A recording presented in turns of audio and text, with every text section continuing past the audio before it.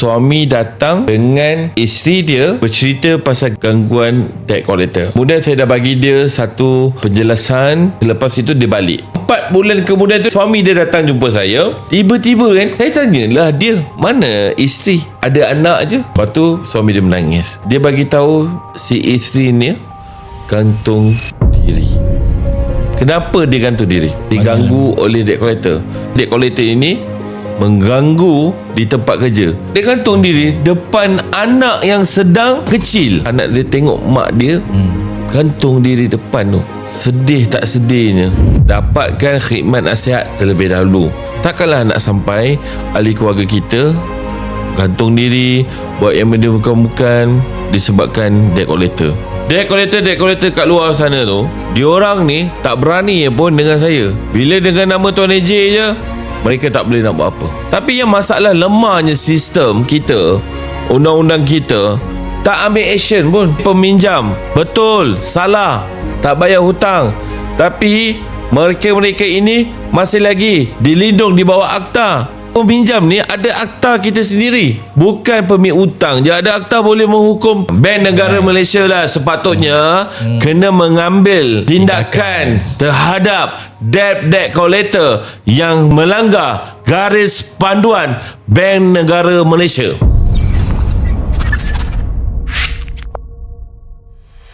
Tuan, bercerita tentang debt collector. Kita ni sedia maklum, debt collector ni banyak cara, ugutan, gangguan yang sering diorang ni lakukan. Sebagai contoh, ada yang mengatakan kena bayar sebelum pukul 2. Ada juga yang mengatakan kalau tak bayar nanti polis akan datang kat rumah. Tapi kebiasaannya selalu modus operandi tu diguna-gunakan, dimomok-momokkan supaya peminjam ni berasa ketakutan dan bermain dengan emosi yang melampau lah.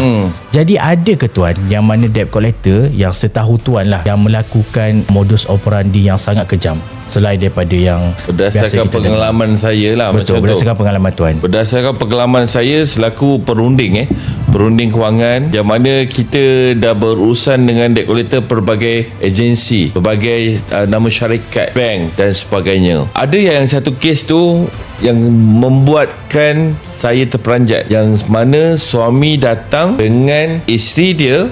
Ketika itu dia bercerita pasal gangguan debt collector.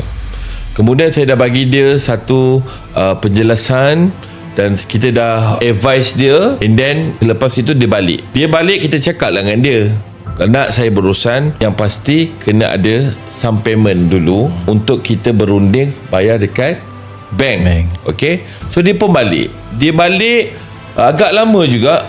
4 bulan kemudian tu suami dia datang jumpa saya, walk in dekat pejabat. Tiba-tiba kan, saya tanyalah dia, mana isteri? Ada anak je kan. Lepas tu suami dia menangis. Saya pernah publikkan perkara ini berdasarkan suami dia bercerita dengan saya one to one kan. Dia bagi tahu sadisnya adalah si isteri ni gantung diri. Kenapa dia gantung diri? Diganggu oleh debt collector.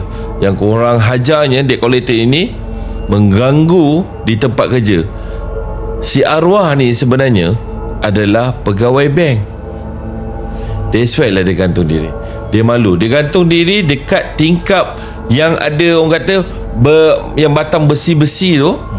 Dia macam manalah dia balutkan tingkap tu. Dia gantung diri depan anak yang sedang kecil. You faham tak? Anak dia mungkin menangis ke, tak tahu menangis ke, kita tak tahulah. Tapi anak dia tahulah. Anak dia tengok mak dia gantung diri depan tu. Sedih tak sedihnya.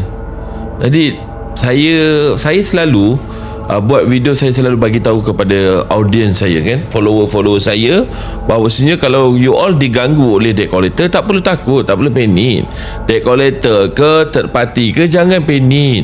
Kalau tak tahu nak berurusan, nak berbicara dengan mereka, jangan janji dulu.